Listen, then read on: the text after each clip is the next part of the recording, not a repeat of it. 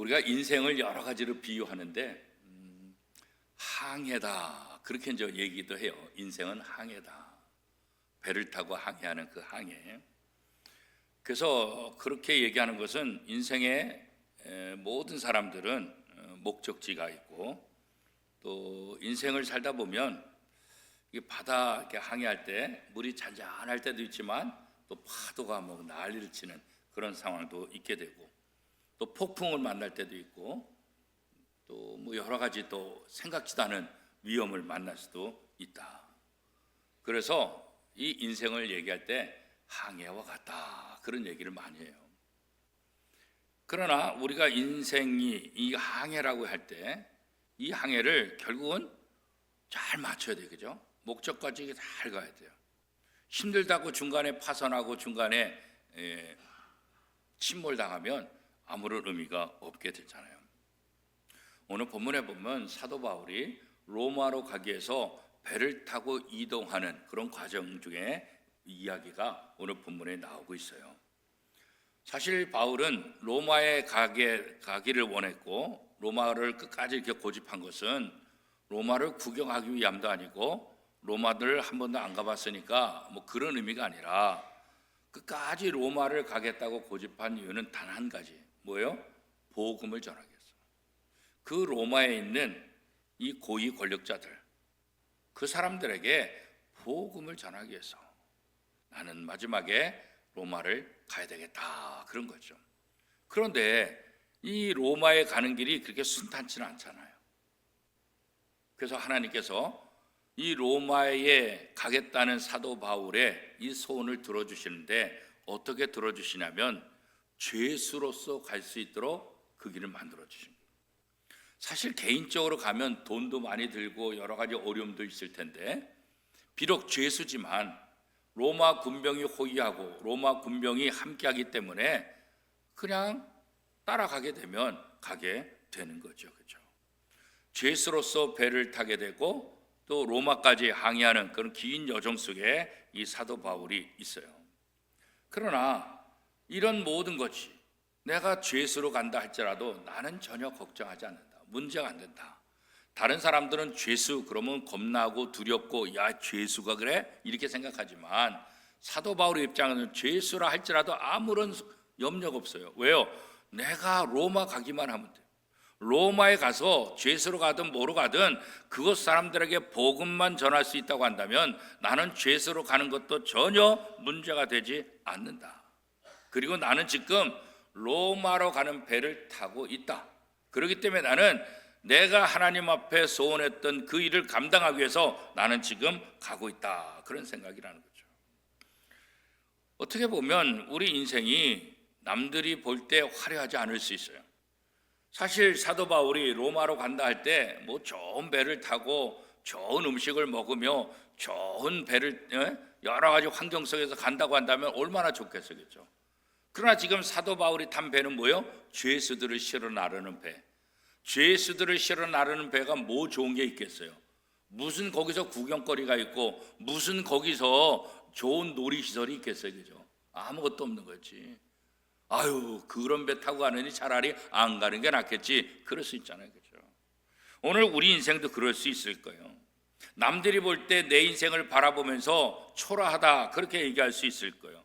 뭐 좀 화려하고 폼나는 그런 인생을 살아야 되는데 뭐 화려한 것도 없고 폼도 잴 수 없는 그런 인생이라고 생각할 수 있을 거예요. 그러나 사도 바울은 이 죄수를 나르는 이 죄수선에 탔지만 아무 염려 걱정하지 않았어요. 왜 그럴까요? 겉모습이 중요한 게 아니에요. 내가 죄수로서 가느냐 죄수를 실어나는 배에 탔느냐 이게 중요한 것이 아니라 나는 로마에 가서 복음을 전할 수 있다. 사명을 생각하니까 죄수로 가든지 죄수를 실은 배를 타고 가든지 그 겉모습 화려한 거 이거 전혀 상관하지 않아요. 나는 오로지 로마에 가기만 하면 되지. 죄수로 가든 뭐 죄수선을 타고 가든 그게 문제가 안 된다. 오로지 나의 관심은 복음을 전하기 위해서 로마로 가는 것이다. 그렇기 때문에 사도 바울은 불평하지도 않았어요. 걱정하지도 않았어요. 염려하지도 않았어요. 실망하지도 않았어요. 오히려 기쁨을 가지고 나는 이제 로마로 간다. 이 소망을 가지고 즐겁게 갈 수가 있게 되는 거죠. 그죠? 오늘 우리도 마찬가지예요. 내 인생이 아까 집사님 기도하신 대로 점점 하나님께로 가까이 갈 날이 다가오죠. 어제보다는 오늘이, 작년보다는 오늘이 점점 다가오죠. 또 기도하신 대로 육체는 쇠약해지고 또 정신도 이게 옛날 같지도 않고 그렇잖아요. 뭐 직장에서도 다 은퇴하고 직장 다닐 때 폼나게 다닐 때 그 모습이 아니라 이제 어떻게 보면 초라한 모습으로 될 수가 있을 수 있죠. 그런데 사도 바울은 자신의 겉모습이라든가 외모가 중요한 것이 아니라 나는 사명을 감당하는 사람이다. 우리 일남성교회가 하나님의 부르시는 그 순간까지 나는 하나님의 나라를 증거하고 하늘나라 복음을 전하는 사명을 하나님께서 내게 주셨다. 내 남은 세월 동안 어떻게 하면 더 하나님께 영광 돌리고 하나님을 기쁘게 예배하고 하나님께 영광 돌리는 삶을 살 수 있을까? 아마 그 사명이 내 사명이라고 생각한다고 한다면 남은 여생이 오히려 더 행복하고 즐겁고 신나는 삶이 될 수 있을 거예요. 사도 바울이 지금 그런 거잖아요. 그죠?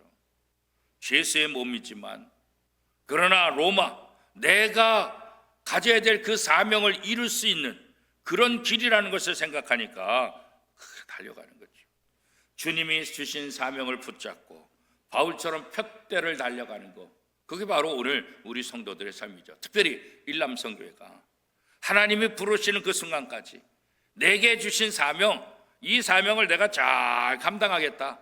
이 사명을 감당하기 위해서 하나님 내게 건강도 주시고 지혜도 주시고 물질도 주시고 남은 여생 더 하나님의 나라를 증거할 수 있도록 나를 사용하여 주옵소서. 그렇게 기도하며 산다고 한다면 어느 때보다도 오히려 더 가치 있고 더 복 있는 삶을 살게 되죠. 그 김영석 교수라고 100세 넘으신 분 있잖아요. 100세를 살아보니 그 책을 썼잖아요. 그죠? 우리 교단 그 증경 총회장님 중에서도 올해 만 100세가 되신 분이죠. 노량진교회 원로 목사님 림인식 목사님 100세. 이번 총회도 오셨더라고요. 그리고 또 말씀도 잘 하시더라고요. 그러니까 연세가 있다 할지라도 그 100세가 되어보니, 그러니까 어떻게 해요? 지금까지 100세까지 살아보지 않은 사람들이 경험하지 못한 것들을 얘기하는 거죠. 그렇잖아요. 그러니까 100세가 되어보고 100세를 살아보니 할 말이 더 많은 거예요.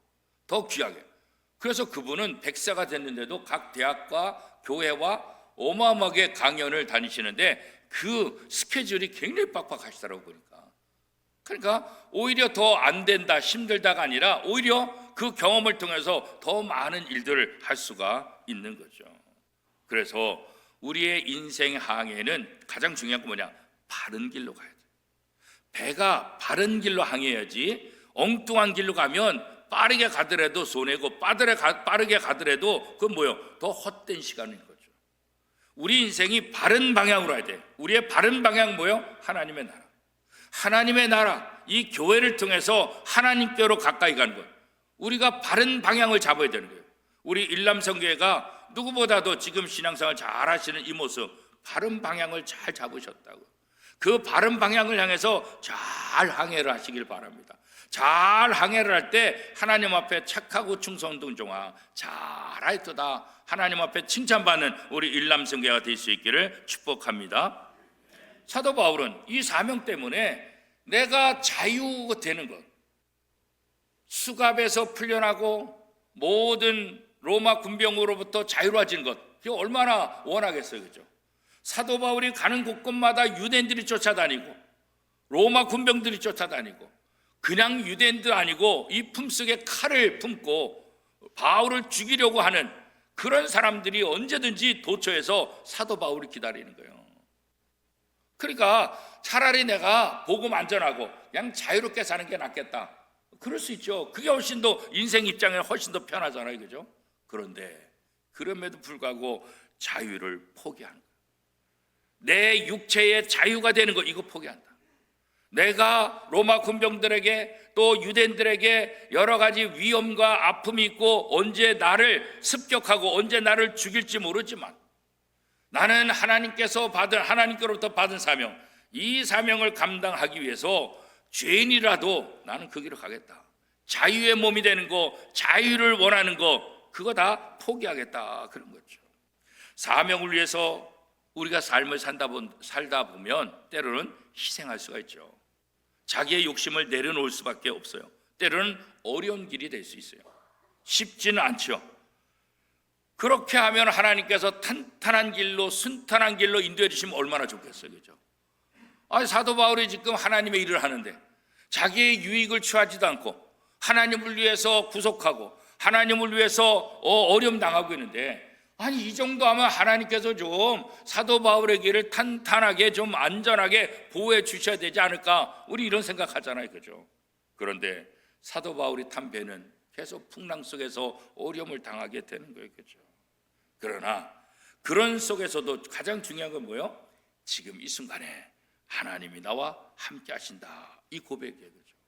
내가 나이 들고 내가 몸이 아프고 내가 좀 부족한다 할지라도 지금 하나님이 지금 이 순간 나와 함께 하신다, 이 믿음이 우리 일남성교의 믿음이 될 수 있기를 축복합니다, 그죠? 어떤 상황에서 사도 바울은 죄수의 몸으로 붙잡히고 지금 막 요동치고 난리가 나는 이 상황 속에서도 어떻게 해요? 그래도 하나님은 나와 함께 하신다. 그러니까 다른 사람은 난리를 쳐도 사도 바울은 평안한 가운데 하나님을 의지하면서 묵묵히 자기 일들을 감당할 수 있는 거죠, 그죠? 하나님의 선한 뜻이 무엇에 있는가? 좋은 환경은 하나님의 복이고 나쁜 환경은 하나님의 저주냐? 절대 그렇지 않아요, 그죠? 초막이나 궁궐이나 그 어디나 하늘나라, 그죠? 초막이든 궁궐이든 하나님이 함께하면 그게 하늘나라예요. 그러나 초막이나 궁궐이나 하나님이 함께하지 않으면 그게 지옥이라고요. 우리는 자꾸 우리의 눈에 좋은 게 천국이고 나쁜 게 지옥이라고 생각하잖아요, 그죠? 다윗은 뭐라고 얘기했어요? 내가 하나님 아버지 성전에 문지기로 사는 것이 좋사오니, 그죠? 일반적으로 생각하면 문지기가 뭐가 좋아요? 궁궐 안에서 좋은 침대에서 다 편하게 자는 게 좋은 거지 문지기가 뭐가 좋아요? 그러나 사도 바울은 하나님이 함께하면 이 하나님의 집에 이 성전에 문지기로 사는 것도 내게 복이다, 내게 영광이다, 그렇게 말씀하고 있는 거잖아요, 그죠? 그러니까 믿는 사람들은 좋은 환경을 복이라고 생각하는 것도 중요하지만 좋은 환경이나 나쁜 환경이 이거 상관없이 어떤 환경에서든지 어떻게 해요? 하나님이 지금 나와 함께 하신다. 내가 건강할 때도 건강하지 못할 때도 하나님이 지금 나와 함께 하신다. 내 자녀들이 속을 새기는 그 순간에도, 내 자녀들이 잘 되는 순간에도 지금 이 순간에 하나님이 나와 함께 하신다. 이런 믿음을 가질 때 우리가 흔들리지 않는 거예요. 그런데 우리가 생각할 때 좋을 때만 하나님이 나와 함께 하시고 어려우면 하나님이 나와 함께 하지 않는 것 같아. 그러면 이건 믿음이 아니라고. 그러면 세상 환경에 따라서 계속해서 움직이고 요동하고 어려움을 당할 수밖에 없다는 거죠. 사도 바울은 환경을 의지하지 않았어요. 환경에 따라서 자기의 마음이 왔다 갔다 하지 않았어요. 환경이 어렵다고 자기의 믿음이 어려워지지 않았어요. 환경이 어떠하든지 하나님께서 내게 주신 사명, 그 사명을 붙잡고 그 사명을 의지하며 그 사명을 감당하기 위해서 지금 내가 고통 속에 있어도 죄수로 붙잡혀가고 있어도 풍랑이 인다 할지라도 지금 이 순간에 하나님이 나와 함께 하신다, 이 믿음. 우리에게 가장 놀라운 복 중에 하나는 뭐예요? 임마누엘, 하나님이 우리와 함께 하신다. 이것보다 더 놀라운 복이 없어요. 어떤 상황 속에서도 하나님이 나와 함께 하신다. 하나님이 나와 함께 하심을 믿고 하나님의 인도하심을 경험한 사람들은 어떤 상황 속에서도 염려하지 않는 거예요. 더 힘든 상황이 닥친다 할지라도 흔들리지 않아요. 왜요? 경험해 봤잖아요. 그때 어려움 속에서 하나님이 나와 함께 하시는 거 경험해 봤잖아요. 하나님이 나를 어떻게 건지시는지 경험해 봤잖아요. 하나님이 나를 어떻게 도우시는지 경험해 봤잖아요. 그러니까 어려움이 온다 할지라도 흔들리지 않고 요동치지 않는 것은 뭐 때문에요? 하나님을 신뢰하는 것 때문에. 어떤 상황이든지 하나님이 나와 함께 하심을 믿는다고 한다면 두려워하지 않아요. 염려하지 않는다고요. 그게 바로 진짜 믿음 아니겠어요, 그죠? 자, 죄수로서 항해를 하는데 여러 가지 문제가 생겨요. 그래서 사도 바울이 지금 더 항해를 하면 안 될 것 같다, 위험하다. 그러니까 잠시 다른 항구에 피신했다가 요거 지난 다음에 하자, 그렇게 요청해요. 왜냐하면 바울의 입장에서 이거 보니까 이러다가 죄수들이 다 죽게 생겼거든. 여기 있는 사람들이 나 혼자 사는 것이 중요한 것이 아니라 함께 다 살아야 되는데 잘못하면 이 죄수들이 다 물에 빠져 죽을 수밖에 없는 위험에 빠지게 되는 거예요. 그런데 이 죄수들을 호송하는 백부장, 그 백부장에게 얘기했는데 백부장은 바울의 말을 믿지 않죠. 왜요? 죄수가 뭘 알아고 그러죠. 죄수가 야 네가 뭘 안다고 말을 하냐. 선장이 가만히 있는데, 그죠? 이 배 선주가 가만히 있는데 네가 아니 여기를 늘 항해하던 이 선장이 잘 알지. 너가 뭘 아냐? 그러니까 선장 얘기 들어보니까 아니라고, 우린 더 가야 된다고. 아니 그러다 사고 난다고, 그러다 위험하다고. 아무리 얘기해도 백부장은 바울의 말을 믿어요? 선장의 말을 믿어요? 선장의 말을 믿죠. 상식적으로 생각하면 당연하죠. 우리도 이 세상 살면서 그런 거예요. 우리도 이 세상 살면서 선배들의 말을 듣고 나보다 똑똑한 사람의 말을 듣고 주변에 괜찮은 사람들의 말을 듣죠. 나보다 더 신뢰 있고 나보다 더 괜찮고 나보다 더 합리적이고 이성적으로 바른 판단을 하는 사람들이 많이 있죠. 그렇잖아요. 그죠? 그런데 그게 다 옳으냐? 그렇지 않을 때가 많잖아요. 다수가 원한다고 해서 진리냐? 그렇지 않을 때가 많잖아요. 어떤 쪽은 소수가 진릴 때 있잖아요. 어떤 쪽은 다수가 다 틀릴 때가 있잖아요. 그죠? 그거 우리 게임에서 이미 다 경험해 봤잖아요. 그죠? 성경 퀴즈 할 때 OX. 요게 맞다고 생각하면 O로 가세요. 요게 틀렸다고 생각하면 X로 가세요. 그렇잖아요. 예. 그래서 눈치를 보잖아요. 예. 내가 아는 거면 자신 있게 가는데 내가 모르면 눈치를 봐요. 누구예요? 저 장로님이 잘 아실 것 같은데 성경은 저 장로님은 어느 쪽으로 할까? 그럼 나도 O로 가자. 그래서 눈치 보잖아요. 그래서 나름대로 믿을 만한 사람, 나름대로 신뢰할 만한 사람, 요 문제 저분은 아실 거야. 그래서 가잖아요. 그러다 보면 또 많은 사람들이 또 쫓아가잖아요. 그죠? 그래서 다수 쪽이 가가지고 O가 맞습니다. 그러면 역시 내 머리가 맞았어. 내 직감이 맞았어. 그래가지고 기뻐하잖아요. 또 다음 문제 또 하는 거예요. 이번에도 맞아. 그런데 어떻게 해요? 매번 맞나요? 다수가 간 쪽을 따라서 딱 갔는데 어떻게 해요? 그게 다 틀리고 한두 명 남은 데가 이게 맞다고. 그 세상이 다 그런 거예요. 그죠? 우리의 지혜가 대단한 것 같은데, 그죠? 지난번에 장로의 신학대학교 그 교수 학습 개발원 교수가 우리 노에 와서 그 교사 강습회 할 때 강의를 한 적이 있어요. 안산제일교회에서 할 때인데 그분이 이런 말을 했어요. 제가 잊혀지지도 않는데 아무것도 모르는 평범한 사람 100사람이 의논한 결과와 그 분야의 전문가가 내는 의견과 어느 게 맞냐. 근데 검사를 해보니까, 테스트를 해보니까 아무것도 모르는 100사람이 의논해서 한 결과가 맞다는 거예요. 그게 더 괜찮다는 거예요. 전문가, 우린 전문가도 자기 생각의 전문가지 전문가도 틀릴 수 있어요. 아무것도 모르는 사람들이 모여서 의논하고 하나의 그 합의를 보게 되면 그게 맞을 때가 있다는 거예요.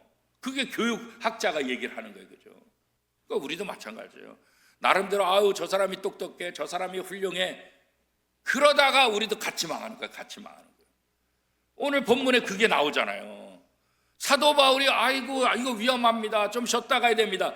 무슨 소리? 선장의 말이 중요하지. 선주의 말이 중요하지. 그리고 바울의 말을 무시하고 갔잖아요. 오늘 본문에는 나와 있지 않지만 다음 본문에 보면 결국 뭐예요? 풍랑 만나가지고 다 버리잖아요. 다. 오늘 본문에도 보면 하물과 모든 거 다 버려야 되잖아요. 예. 바울의 말을 들었으면 괜찮은데 바울의 말을 무시하고 전문가 말이라고 해서 전문가 말을 따랐더니 오히려 바울이 염려하던 걱정한 대로 그 현상이 일어나게 되잖아요. 그렇죠? 오늘 우리도 마찬가지예요. 우리 인생의 항해를 사는 데 있어서 우리 선배들의 말도 중요하고 우리 주변 사람들의 말도 중요해요. 가정과 직장과 모든 삶 속에서 전문가의 도움을 얻는 것도 굉장히 중요해요. 물론 일반적으로는 그것을 따를 때 유익을 많이 얻을 수 있는 것도 사실이에요. 그러나 하나님을 믿는 사람은 그 전문가들의 말도 주의 깊게 들어야 되지만 우리는 더 우선적으로 들을 게 뭐예요? 하나님의 말씀이라고 하죠. 하나님의 말씀은 뭐라고 얘기하고 있는 거예요? 사람의 지혜보다도 하나님의 지혜를 더 신뢰하는 거예요. 그래서 우리에게 필요한 게 뭐예요? 그래서 기도하는 거예요. 기도하지 않으면 그냥 사람 말에 흔들린다고요. 그냥 사람 말만 따라가는 거예요. 근데 기도하다 보면 하나님의 지혜를 얻게 되는 거예요. 기도하다 보면 아무것도 모르지만 기도하다 보면 하나님의 음성이 있다. 설교를 통해서 또 사람들을 통해서 교회 와서 남선교회 여선교회를 통해서 또 교회 와서 여러분 기도를 통해서 기도를 통해서도 응답받을 때가 있다니까요. 이 대표 기도가 아무것도 아닌 게 아니에요. 대표 기도가 어떤 사람에게는 응답을 주는 통로가 된다니까요. 아, 그렇구나. 그분이 어려움이 있다고 그분에게 답을 주려고 기도했겠어요? 그렇지 않잖아요. 그냥 본인이 하나님의 은혜로 준비했지만 누군가에게 그게 해답이 된다고. 누군가에게. 설교도 마찬가지잖아요. 제가 문제 있는 사람, 이런 문제가 있으니까 이렇게 도와야지, 그런 의도를 가지고 설교를 준비하지 않잖아요. 그러나 어떤 문제가 있는지 말하지 않는 분들도 있잖아요. 말하는 분도 있어서 제가 도움을 줄 수도 있지만 말하지 않는 분들이 훨씬 많잖아요. 그러나 말하지 않았는데도 어떻게 해요? 어느 날 말씀을 통해서, 목사님 지난번 말씀 너무 좋았어요. 얼마 전에도 어떤 분이 문자가 왔어요. 목사님 오늘 말씀 저한테 딱 맞는 말씀이에요. 너무 은혜로웠어요. 너무 좋았어요. 제가 그분의 상황을 어떻게 알겠어요? 그렇죠? 하나님은 하나님의 지혜를 구하며 기도하게 되면 하나님께서 다양한 방법으로 그 지혜를 채워주시고 하나님께서 인도해 주신다는 거예요. 그러므로 교회 지도자들은, 또 부모된 사람들은, 집안의 가장인 분들은 언제나 하나님이 주신 지혜로 가족들을, 회사를, 직장을, 공동체를 이끌어갈 책임이 있다는 거, 이거거든요. 지도자는 그래서 기도해야 되는 거예요. 지도자가 아니면 기도 안 해도 상관이 없다고 말할 수 있을지 모르지만 적어도 지도자라고 한다면 기도해야 돼요. 왜? 지도자이기 때문에. 나 혼자의 삶이 아니라 나를 통해서 다른 사람들에게 영향력을 주기 때문에 기도해야 되는 거예요. 일남성교회는 다 아버지고 그렇잖아요. 다 할아버지고 그렇잖아요. 다 선배고 교회 안에서 제일 어른들이고 그렇잖아요. 그렇기 때문에 기도하셔야 되는 거예요. 그렇죠? 나를 바라보는 사람이 있으니까, 나의 도움을 필요로 하는 사람이 있으니까. 그래서 일남성교회는 누구보다도 기도해야 돼요. 하나님 저에게 지혜를 주세요. 하나님이 주신 지혜로 제 자식들을, 제 손주들을 가르치게 하고, 하나님이 주신 지혜를 가지고 수많은 젊은 성도들에게 본을 보이게 하여 주옵소서. 그러잖아요. 어른이라고 한다면, 교회 지도자라고 한다면 그래서 기도해야 돼요. 기도해야만 하나님이 주시는 지혜를 가지고 모든 공동체를 잘 이끌어 갈 수 있기 때문에 그런 거예요. 그리고 왜 기도해야 돼요? 성경은 이렇게 말하잖아요.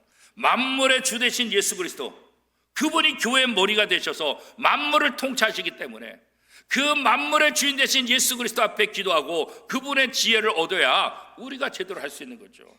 에베소서 1장 22절은 이렇게 말합니다. 또 만물을 그의 발 아래에 복종하게 하시고 그를 만물 위에 교회의 머리로 삼으셨느니라. 예수 그리스도를 교회의 머리로 삼으셨다. 그래서 교회 지도자들은 그 예수님 앞에 나가서 기도하고 그 예수 그리스도로부터 지혜를 얻어야만 교회 지도자로서의 역할을 감당할 수 있게 된다는 거예요. 하나님은 복음의 관점에서 세상을 바라볼 수 있도록 특별한 지혜를 성도들에게 주시는 거예요. 세상 사람들이 갖고 있는 지혜가 아니라 하나님의 사람들에게 복음으로 세상을 바라보는 거예요. 오늘 제가 김희자 권사님한테 책을 하나 받았는데, 우리 교단에 있는 한 신학교의 총장을 역임하신 분이 자기가 책을 정리했다고 그래서 책을 보내주셨어요. 구약성경의 그 흐름에 대해서 쭉, 그래서 이것을 제대로 파악하면 설교를 제대로 할 수 있다. 그래서 이제 저보고 부천시라든가 노예라든가 어떤데, 그래서 목회자들을 훈련할 수 있는 그런 시간을 주면 자기가 평생을 바쳐서, 이제는 은퇴하셨는데 평생을 바쳐서 공부한 것들을 이렇게 책으로 만들었는데 이 책을 통해서 목사님들에게 도움을 주고 싶습니다. 그래서 어떤 관점으로 해석하고 어떤 관점으로 설교하고 어떤 관점에서 성경을 보느냐, 이게 굉장히 중요하니까. 가장 중요한 것은 뭐예요? 복음의 관점에서 모든 것을 바라보는 거예요. 복음의 관점에서 세상을 바라보는 거예요. 사도 바울은 지금 배를 타고 죄수로 묶여서 가고 있지만 복음의 관점에서 보니까 그게 문제가 되지 않는 거예요. 내가 로마에 갈 수 있다는 것, 이거 감사한 거예요. 죄수로 가도 감사한 거예요. 내가 거기 가서 복음을 전할 수 있다는 거, 이거 하나만 생각하니까 감사한 거예요. 내가 죄수의 몸으로 매여 있어도 하나님이 지금 나와 함께 하신다는 것을 믿으니까 감사하는 거예요. 불평하지 않는 거예요. 하나님의 말씀과 어긋날 길로 간다 할지라도 사람들은 우리가 경고해도 잘 듣지 않잖아요. 그렇죠? 왜? 다 자기들의 지혜가 중요하니까. 예수 믿으라고 전도해도 안 하잖아요. 너나 믿으라고. 아니, 나같이 건강한 사람, 나같이 똑똑한 사람, 나같이 지혜로운 사람 예수 안 믿어도 돼. 거부하잖아요. 그래, 거부하잖아요. 자신의 지혜가, 자신의 경험이, 자신의 위치가, 자신의 삶이 더 괜찮다고 복음을 거부하잖아요. 그죠? 어떤 어려움이 있어도 신자는 하나님이 주시는 지혜를 가지고 살아가야 되는 거예요. 그 지혜를 가지고 복음을 전해야 되고, 그 지혜를 가지고 세상을 바라보고 우리에게 주신 사명을 하나씩 하나씩 해야 되는 거죠. 그래서 세상을 이끌기 위해서 어른으로서, 지도자로서 우리에게 하나님의 지혜가 필요한데, 그 지혜는 어떻게 얻어요? 하나님의 말씀을 통해서. 말씀을 통해서 주어진 복음의 지혜, 그게 바로 하나님의 지혜라고요. 그것을 우리가 얻었다고요. 예수 그리스도를 통해서 우리에게 주셨다고. 하나님의 말씀 성경을 통해서 우리에게 주셨다고. 그래서 매일매일 성경을 묵상하고 성경을 읽고 성경 공부에 참석하고 설교를 듣다 보면 하늘의 지혜를 경험하게 되는 거예요. 그 다음에 중요한 건 뭐겠어요? 세상에 관심을 가져요. 세상이 어떻게 변화되는지. 그렇죠? 세상에 빠지라는 것이 아니라 세상에 관심을 가져야 돼요. 그 옛날부터 한 손엔 성경을, 한 손엔 신문을 그잖아요. 성경만 봐서는 안 돼요. 이 성경이 하나님의 지혜라는 것, 이거 중요한 거 있지만 세상을 알아야지 이 세상에서 이 지혜를 제대로 활용하지.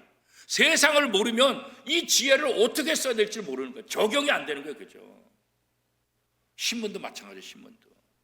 요즘은 저 신문 구독을 잘 안 하잖아요. 왜요? 인터넷에서 다 보니까, 인터넷으로. 그래서 어제 그제도 총회 임원회 때문에 지방 갔다 오느라고 기차를 타서 신문이 있길래 신문을 이렇게 봤어요.